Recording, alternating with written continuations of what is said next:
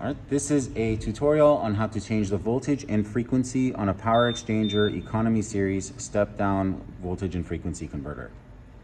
To start, you're going to want to hit both the up and down button on the select part here at the same time. For a brief second, you'll see it's flashing. We start with the frequency. To change the frequency, hit down, hold it for a second.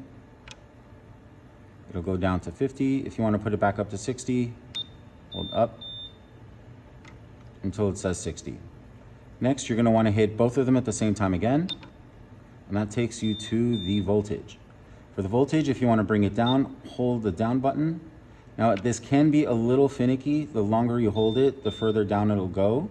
Sometimes it takes a brief second or two to actually, for the system to actually meet the voltage that you hit it at, so be a little patient.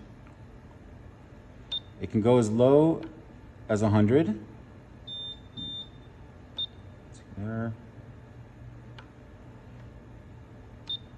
Let's bring it back up. You're going to hold the up button. And as you can see, as I said, it's a little finicky, so if you hold it too long, you might overshoot your target. So once you've gotten the voltage that you want to have and you're done, you can either wait for the flashing to stop or hit the two buttons again, and whatever you set it to, it will be.